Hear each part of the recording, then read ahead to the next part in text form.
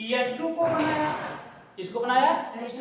एक बनाया H2 plus और एक बना H2 नहीं, मैंने पता। अब इन तीनों में कौन स्टेबल है, कौन लेस स्टेबल है, कौन मोर स्टेबल है, ये नहीं बता पाए। जैसे O2 को देखिए, O2 है, O2 माइनस है, इसमें कौन स्टेबल है, कौन अनस्टेबल है, कौन स्टेबिलिटी ऑर्डर में पहले है, कौन स्टेबिलिटी ऑर्डर में दूसरे नंबर पर है, ये नहीं बता पाए। ठीक, ये सब क्या रही? ये सब VBT की कमियां रही, बैलेंस बॉन्ड थ्योरी की क्या रही? कमियां रही, या ड्रॉबैक कह सकते हैं आप इसको। क्या कह सकते हैं? ड्रॉबैक कह सकते हैं। इनकी कमियां रही कि क्या नहीं, स्टेबिलिटी को नहीं बता पाई। किसको नहीं बता पाई? स्टेबिलिटी को नहीं बता पाई। अब स्टेबिलिटी के आर्डर को भी नहीं बता पाई कि आखिर कौन ज्यादा होगा, कौन कम होगा, कौन ज्यादा स्टेबल होगा, कौन कम स्टेबल होगा। ये ड्रॉबैक रहा। क्या रहा? ड्रॉबैक रहा। ठीक, इसके बाद जन्म हुआ किसका? मॉलिक्यूलर ऑर्बिटल थियरी का। मॉलिक्यूलर, यहां तक आपने लिखना हो लिख लिया नहीं? आप अपनी पुरानी बातें हैं, रिवीजन कर रहा हूं, अभी ये मोटी शुरू नहीं हुई है। ठीक, अभी ये मोटी शुरू नहीं है, लेकिन ये मोटी कहां से आई, क्या जरूरत पड़ गई? ठीक, बिना कारण के कोई एक्सपेरिमेंट नहीं होता, क्योंकि आवश्यकता आविष्कार की जननी है, ये साइंस कहती है। आवश्यकता पड़ी कि इनके गुणों को जानना चाहिए कि O2 है, O2 माइनस है, तो दोनों के गुण अगर हमें पता चल जाए तो हम बता सकते हैं ना। ये बैलेंस बॉन्ड थ्योरी एक्सप्लेन नहीं कर पा रही थी। किसने एक्सप्लेन किया? Molecular orbital theory. Molecular orbital theory Schrodinger ने बताया था कि इलेक्ट्रॉन और इलेक्ट्रॉन की तरह जितने भी हल्के पार्टिकल हैं उनके पास कैसा है? ड्यूल नेचर है। कैसा है? Dual nature. ड्यूल मतलब दोहरा, दो नेचर रखते थे। One time particle nature and another time wave nature. Schrodinger ने इतना कहा था। ठीक, एक समय क्या रखते हैं वो? पार्टिकल नेचर रखते हैं और दूसरे टाइम वेव नेचर रखते हैं। इसमें से वेव नेचर का कॉन्सेप्ट लिया गया। किसका लिया गया? वेव नेचर का कॉन्सेप्ट लेकर मॉलिक्यूलर ऑर्बिटल थियरी को बनाया गया। यानी मॉलिक्यूलर ऑर्बिटल थियरी किस पर आधारित है? वेव नेचर पर, पार्टिकल के वेव मुख्य पॉइंट पर।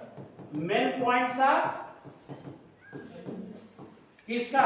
मॉलिक्यूलर ऑर्बिटल थियरी का। MOT के मुख्य पॉइंट क्या है, किस पर ये थियरी काम करती है? ठीक, किस पर ये थियरी काम करती है? ठीक, एटॉमिक ऑर्बिटलें कहां पाई जाती हैं बेटा? एटम में।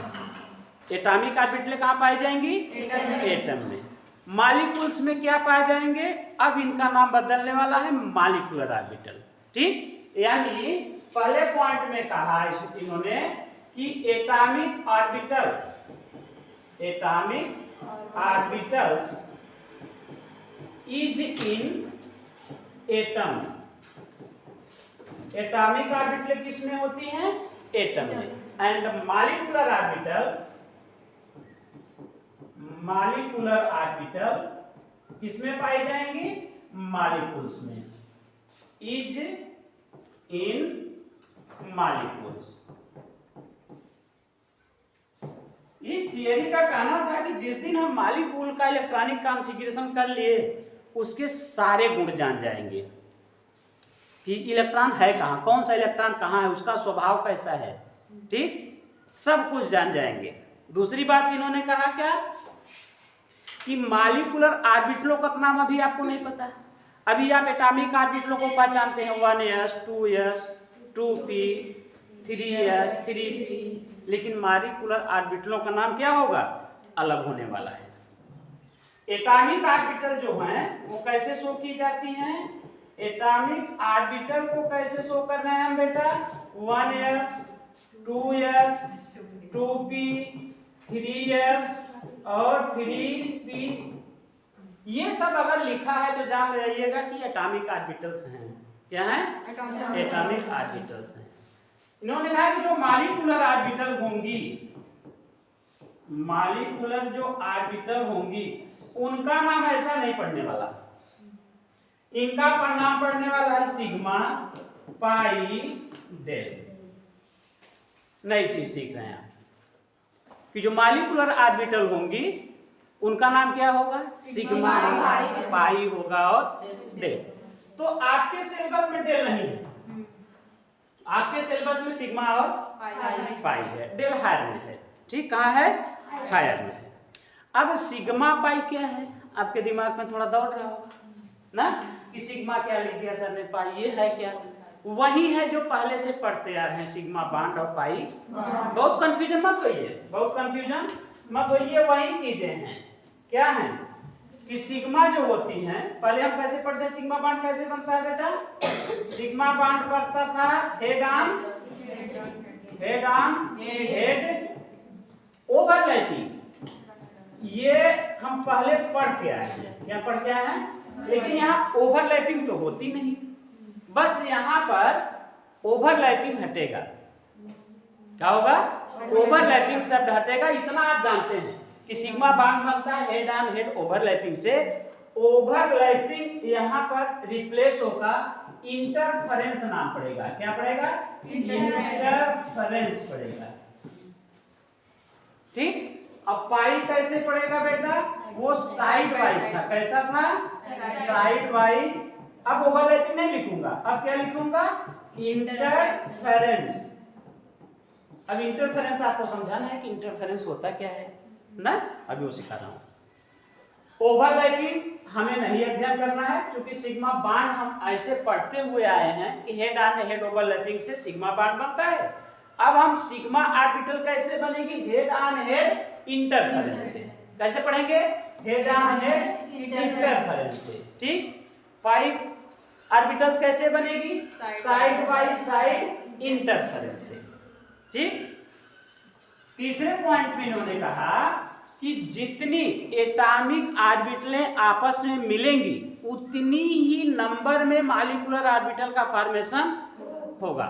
अगर दो एटॉमिक ऑर्बिटलें मिल रही हैं आपस में तो दो मॉलिक्यूलर ऑर्बिटल का फॉर्मेशन होगा। तीन एटॉमिक ऑर्बिटलें आपस में मिल रही हैं तो तीन एटॉमिक ऑर्बिटलों का फॉर्मेशन होगा। ठीक, जैसे सिंपल सी बात समझिए कि अगर दो यस मिल रहा है, क्या मिल रहा है? दो यस। मान लीजिए एक यस है, एक यस है, वन यस, इसको समझिए, वन यस। ये अगर आपस में मिल रही हैं और ये एटॉमिक ऑर्बिटलें हैं, कैसी हैं? एटॉमिक ऑर्बिटलें, तो जो फॉर्मेशन होगा वो दो मॉलिक्यूलर ऑर्बिटलों का फॉर्मेशन होगा। क्या होगा? दो मॉलिक्यूलर, ये मॉलिक्यूलर ऑर्बिटल है। कैसी है? मॉलिक्यूलर ऑर्बिटल है। एक सिग्मा है, दूसरा पाई है। ठीक, बात समझ में आई? अब चूंकि यस की बात है तो यस में हमेशा सिग्मा ही बनता है, इतना ध्यान है ना। पाई कहाँ बनता है? साइड वाइज, वो यस में कम से कम नहीं बनेगा। ठीक, तो यानी यस की केस लिया है तो दोनों ही सिग्मा बनने वाले हैं। अब इनका नाम वास्तव में कैसे पड़ेगा, अब हम आगे पढ़ेंगे। इतना तो जान गए आप कि यस कैसा बांड बनाता है? सिग्मा बांड बनाता है। तो अगर दो एटॉमिक ऑर्बिटलें मिल रही हैं तो दो मॉलिक्यूलर ऑर्बिटल का फॉर्मेशन होगा। आप लिखेंगे यहां नीचे, क्या लिखेंगे? नंबर ऑफ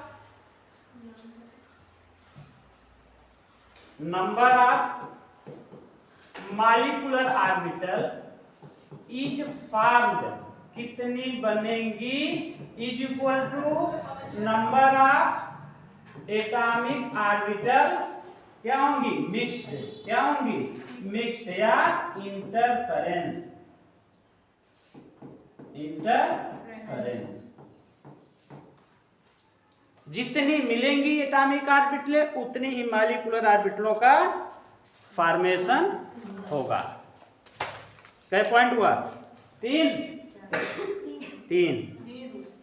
ठीक, अब मिलने का तरीका इन्होंने सिखाया कि कैसे मिलेंगे। ठीक, कैसे मिलेंगे, इसको हटाएं, हो गया। चौथे पॉइंट पे इन्होंने कहा कि यदि दो एटॉमिक ऑर्बिटलें मिल रही हैं, क्या मिल रही हैं? दो एटॉमिक ऑर्बिटलें मिल रही हैं। यहां से बनाना,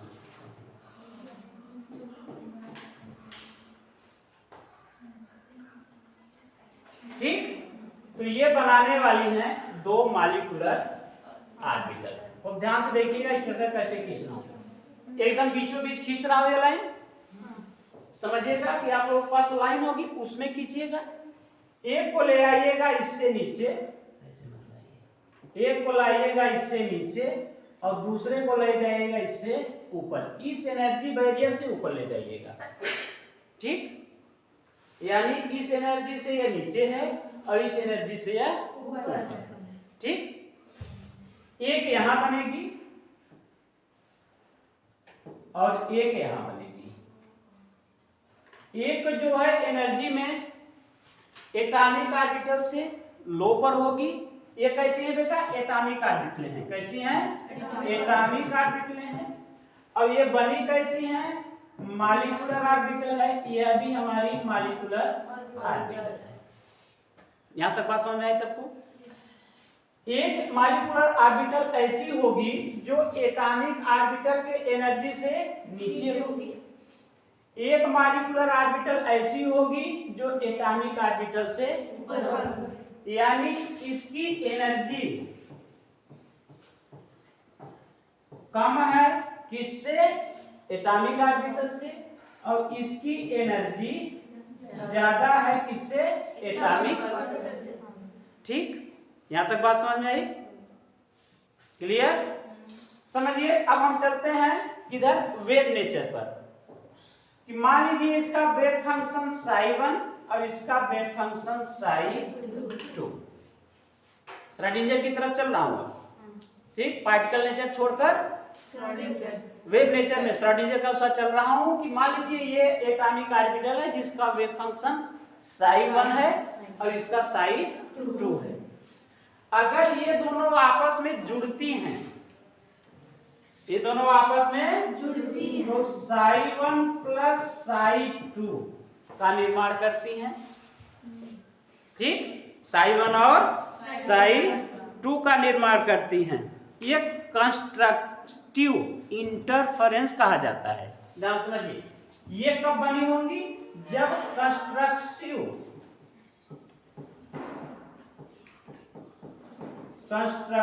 इंटरफेरेंस हुआ होगा। अभी आप सीखेंगे पूरा वीडियो, ठीक। ये कब बनी होंगी? जब psi1 माइनस psi2 हुआ होगा, यानी डिस्ट्रक्टिव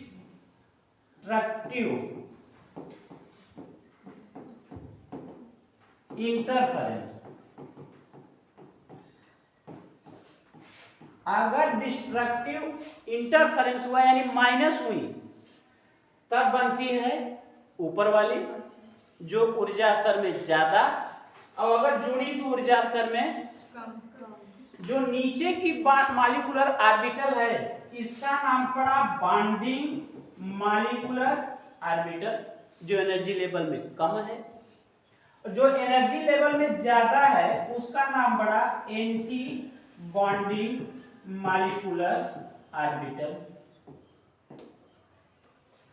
ठीक। देखिए हुआ कैसे होगा, समझिए। psi1 को मैं ऐसे दिखा रहा हूं। एक वेव ऐसी है जिसको हमने कहा psi1, ठीक। दूसरी वेव कैसी है? psi2 ऐसी है जिसको मैं psi2 कह रहा हूं, ठीक। क्या कहा मैंने? psi2। अगर दोनों आपस में जुड़ती हैं दो वेव्स, तो ऊपर का इतना हिस्सा मिलकर बड़ा हो जाएगा, नीचे का इतना हिस्सा मिलकर और बड़ा हो जाएगा। तो रिजल्टेंट जो आने वाला है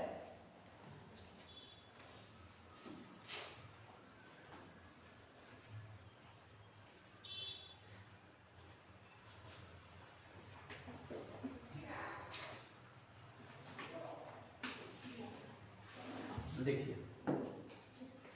psi1 कैसा बेटा?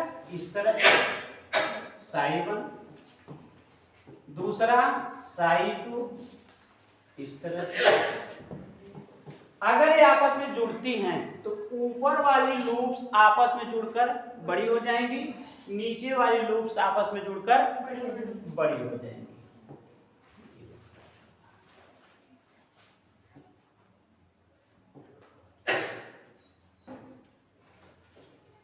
ठीक। ऊपर का हिस्सा मिलकर बड़ा हुआ, नीचे का हिस्सा मिलकर ये हुआ कब? जब कंस्ट्रक्टिव क्या हुआ? कंस्ट्रक्टिव इंटरफेरेंस कहा जाता है इसको। क्या कहा जाता है? Constructive interference. जुड़ना, कंस्ट्रक्ट मतलब निर्माण करना, कंस्ट्रक्ट मतलब यानी एक से एक जोड़ना। ठीक, दो वेव फंक्शन जुटेंगे जिसको हम कंस्ट्रक्शन कहते हैं, बनाना। ठीक, तो ये जो ऑर्बिटल बनी इसी का नाम हमने कहा कि बॉन्डिंग मॉलिक्यूलर ऑर्बिटल, जो एनर्जी लेवल में कहाँ है?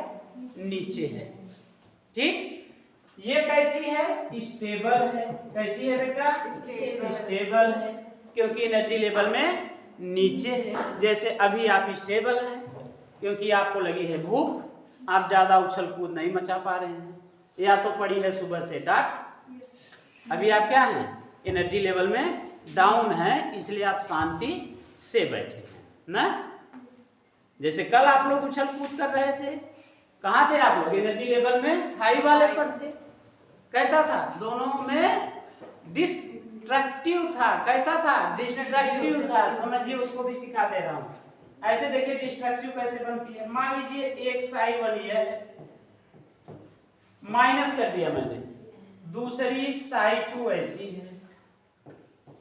ठीक, ऊपर से ऊपर कैंसिल हुआ, माइनस है बेटा ना, और नीचे से नीचे, तो डिस्ट्रक्टिव इंटरफेरेंस डी आई लिख रहा हूं डायरेक्ट ना, कुछ नहीं मिलेगा क्योंकि ऊपर को ऊपर ने कैंसिल किया, नीचे को नीचे।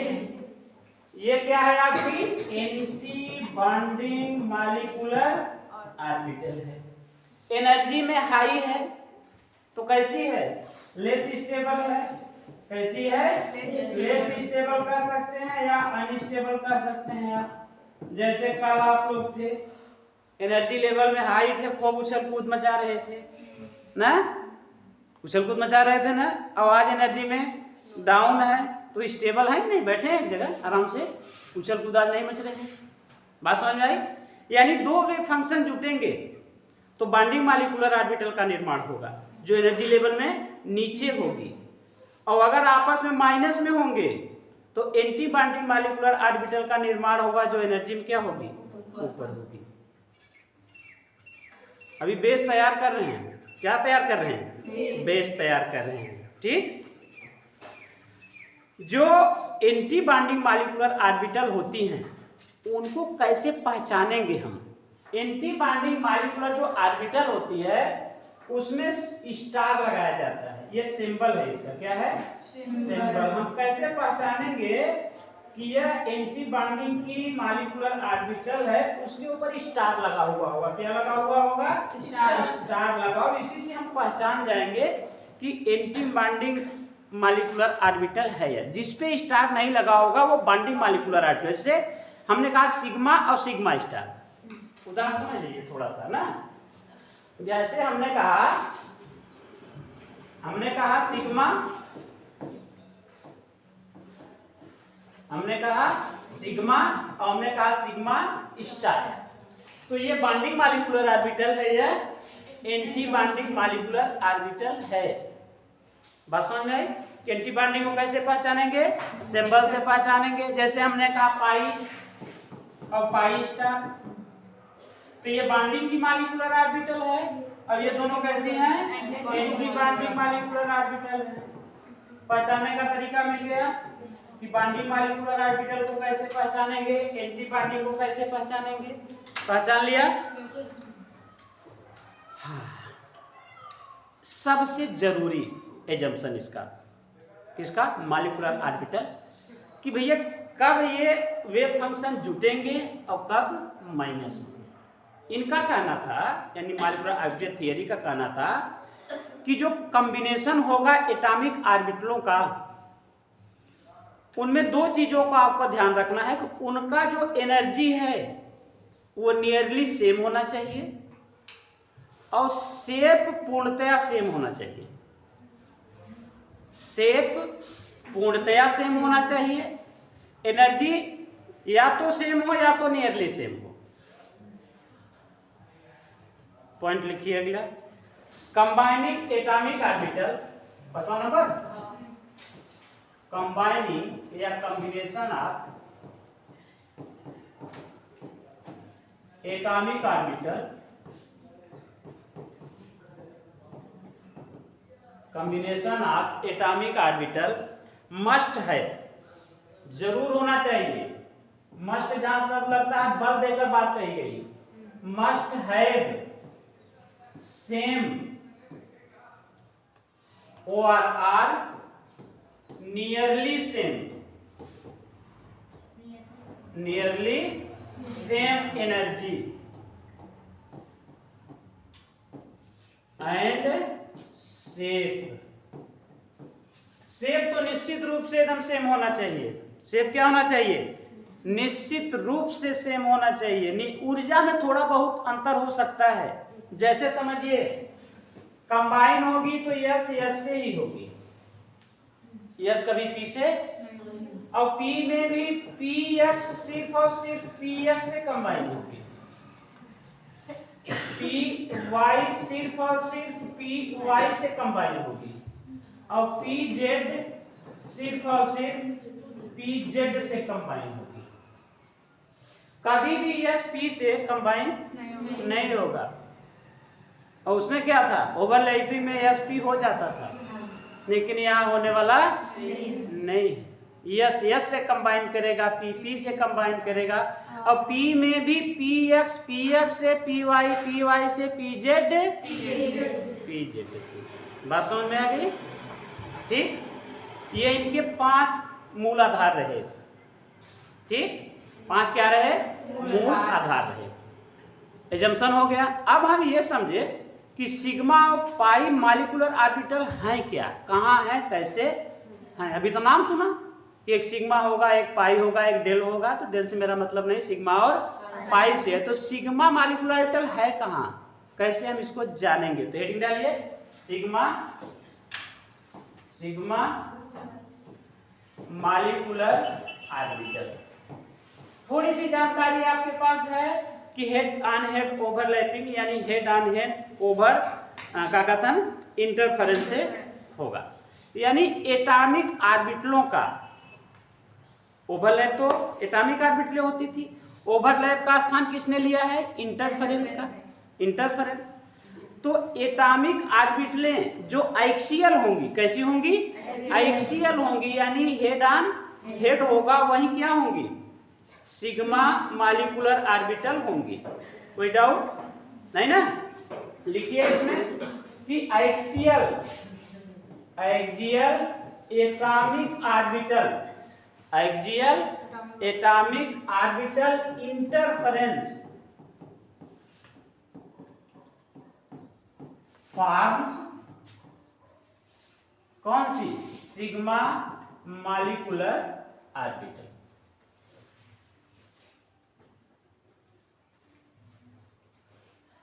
ठीक, बात समझ में आ गई कि जो भी एटॉमिक ऑर्बिटलें हैं अगर वो एक्सियल जुड़ रही हैं तो सिग्मा मॉलिक्यूलर ऑर्बिटल का फॉर्मेशन करेंगी ना।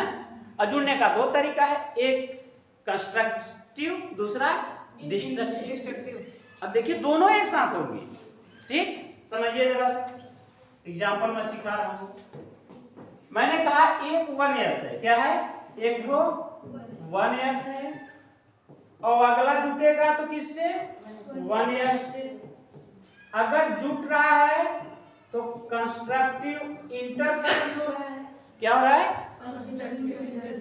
ठीक, ये 2 लूप जुटेंगे आपस में, साइड में क्या होंगे? बड़े होंगे। रिजल्ट क्या आता है इनका?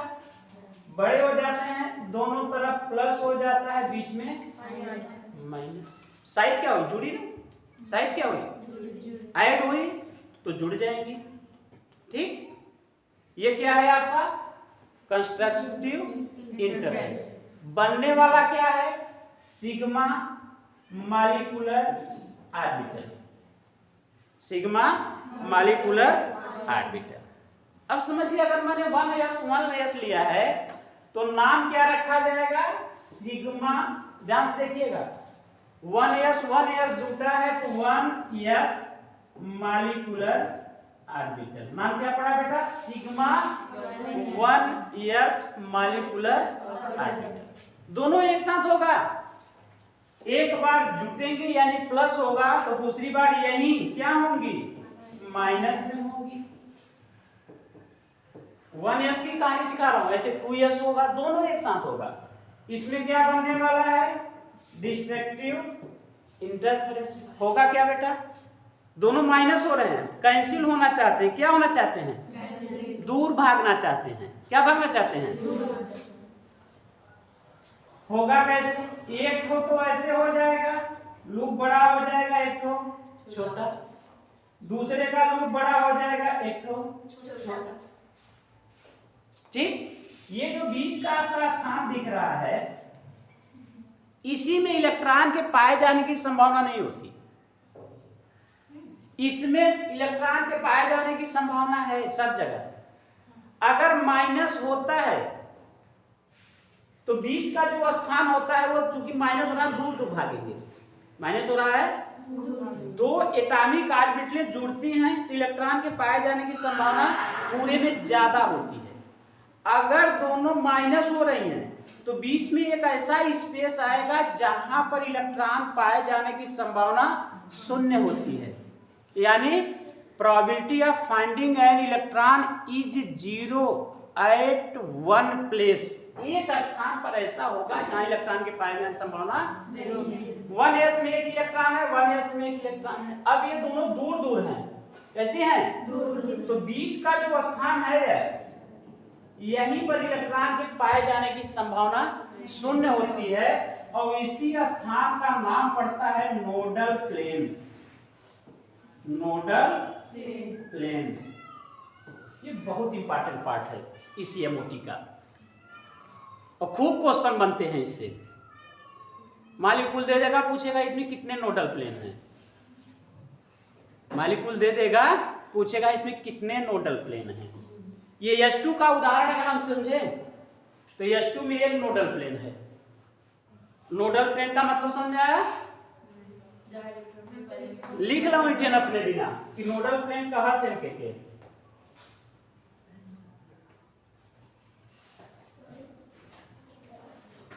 लिख लो। नोडल प्लेन अपने समझे बिना कि नोडल प्लेन वास्तव में है क्या।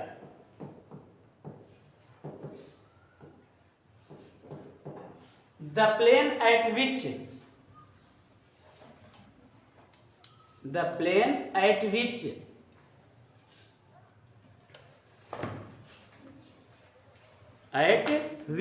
the probability of the plane at which the probability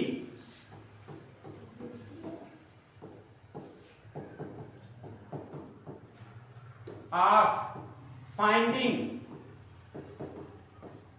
an electron is 0।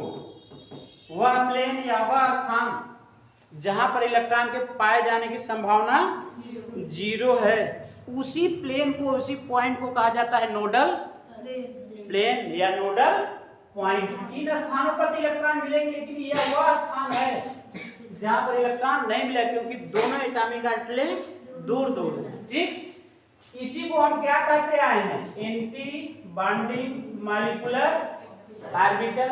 बनी किससे है, 1s और चूंकि s है तो सिग्मा बनेगा। क्या बनेगा, सिग्मा। एंटी बॉन्डिंग है, स्टार दिखाएंगे, नाम क्या पड़ेगा, सिग्मा स्टार 1s। समझिए कि दो एटॉमिक ऑर्बिटलें, अभी तो ऐसे दिखा रहा हूं ना, अभी इसका भी रूप चेंज करूंगा। दो एटॉमिक ऑर्बिटलें जिसको हमने कहा कि 1s और 1s आपस में हमको अभिक्रिया करानी है। क्या करानी है, अभिक्रिया करानी है। जैसे आपस में इंटरफेरेंस होगी तो संख्या कितनी हुई, 2। तो जो मॉलिक्यूलर ऑर्बिटल बनेगी, एक ऊपर जाएगी एनर्जी लेवल से, एक एनर्जी लेवल से नीचे। नीचे जो आएगी उसका नाम पड़ेगा सिग्मा 1s, यानी ये कौन सी है, बॉन्डिंग मॉलिक्यूलर ऑर्बिटल। कैसे बनी, Ci से बनी, कंस्ट्रक्टिव इंटरफेरेंस से। यहां हम इसको समझें कि यह psi1 प्लस psi2 से बनी है, यानी यह कंस्ट्रक्टिव इंटरफेरेंस से बनी है। ऊपर वाली जो बनी वो कैसे बनी? डिस्ट्रक्टिव इंटरफेरेंस से बनी ना। नाम क्या पड़ा? Sigma star 1। यस, साधारण रूप से समझ लीजिए psi1 माइनस psi2 से ये बनेगी। चलिए कल पढ़ते हैं पी पाई ना, पीजेड नहीं, आज नहीं ऐसा कुछ है। चलिए कल मुलाकात करते हैं, तब देंगे आपको होमवर्क। इसमें कुछ हाँ ये